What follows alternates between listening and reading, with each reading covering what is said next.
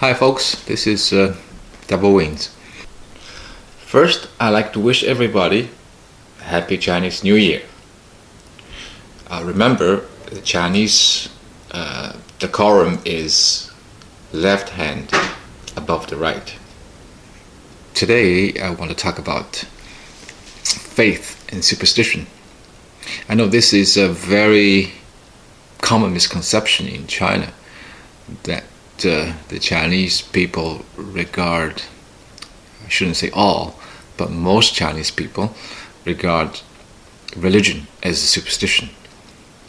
I think in the Western world, atheists probably hold the same view.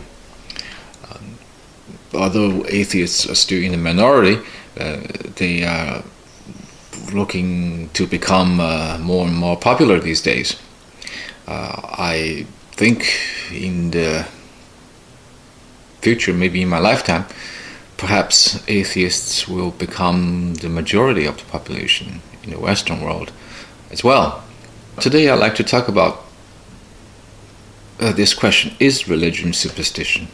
For those who watched my video on free will, they probably will understand my point of view already. You see, religion is just like any philosophical system.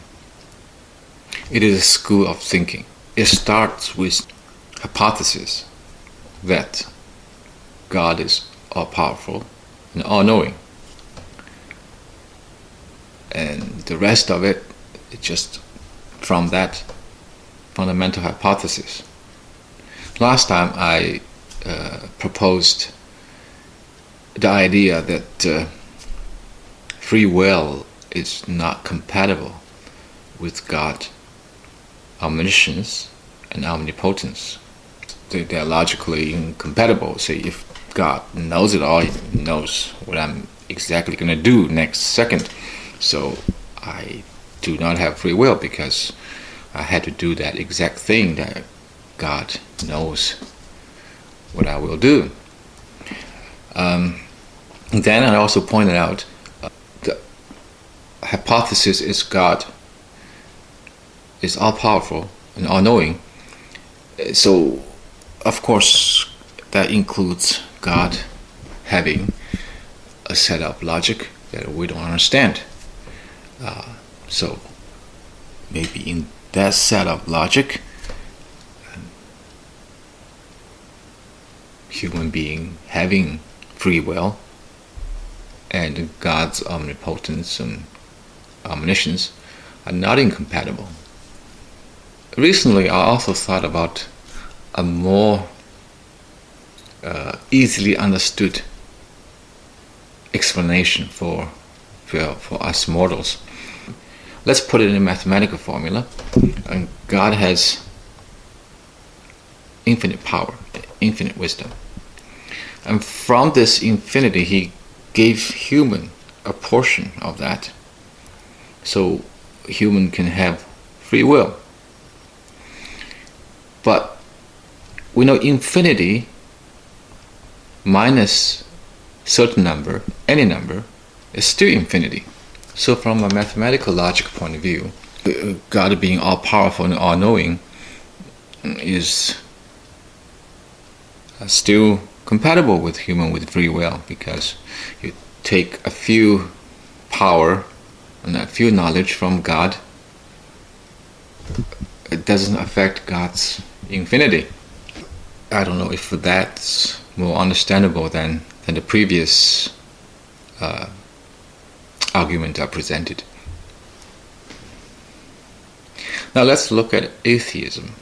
For atheism to be logically sound, there's way more than one hypothesis that need to be proved.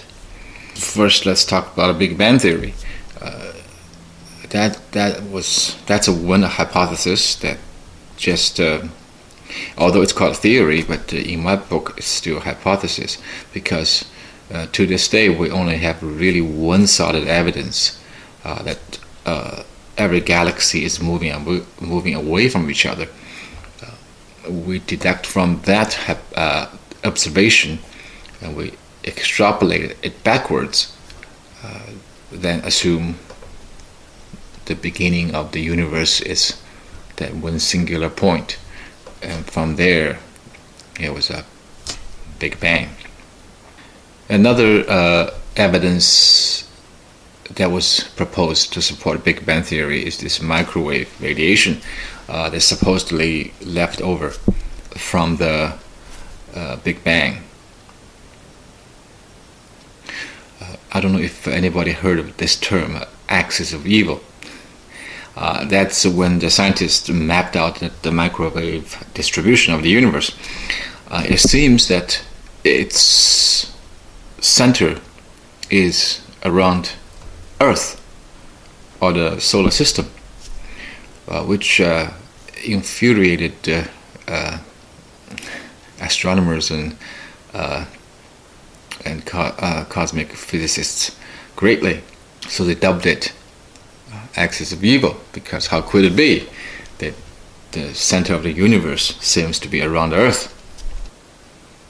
This backward extrapolation cannot exclude that the possibility that the universe didn't start with a singular point. Maybe the universe was created like a million years ago, or a billion years ago. And when it was created, the galaxy was already, say, a million light years apart, on average, let's say, just for argument's sake.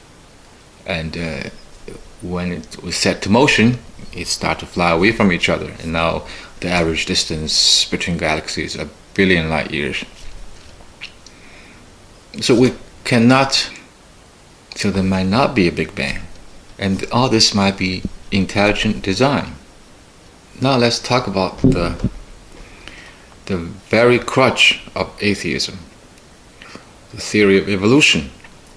Because let's face it, without evolution, atheism is just going to fall apart. So what does evolution say? Evolution says life was created in a hot soup, basically.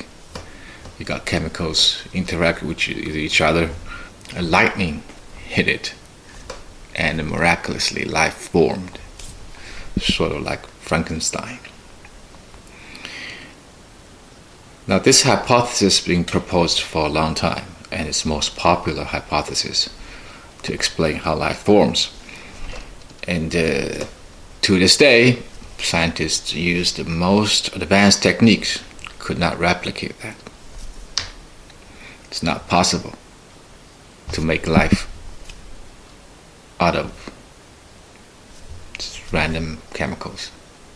The second major blunder in the theory of evolution, I don't know why it's called theory. In my book, it's just a hypothesis.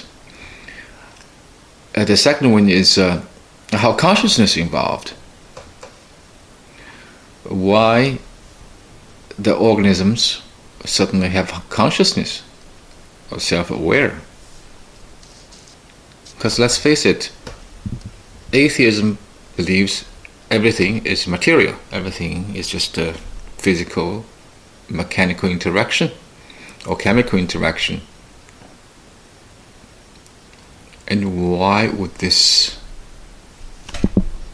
untangible, odorless, formless thing we call consciousness came out of it? Now, I'm not denying consciousness. I acknowledge we all have consciousness. But how did it came about? There's no explanation. Here I have to insert some other point of views I have about a lot of atheists claim that, I can't see God, I can't feel God, and that's why God doesn't exist. 200 years ago, we couldn't see Adam. So was it right to say that atoms didn't exist? So human beings make assertions according to their own intuitive feelings and not reliable. The third one, of course, the major obstacle that atheists have to overcome is this idea of free will, because it not only requires a consciousness, it requires an active force, an invisible force, to make change to the physical world. Like I explained in the video about free will, in a purely material world, it cannot be explained why this active force within us would arise. So all these hypotheses, we have no way of proving them. So it's hard to argue that atheism is a more logically sound school of thinking than, say, Christian theology. So my conclusion is, no, religion is not superstition. Superstition has no system. It's not founded on a logically sound system, but religion is based on a logical system. Just like any school of thoughts. Socialism, libertarianism, communism. If you call the faith in religion a superstition, then everybody's faith in any system is also a superstition.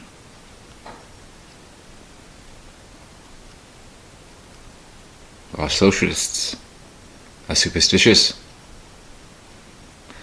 or libertarians are superstitious, and yes, or atheists are superstitious. Thank you for listening. Bye.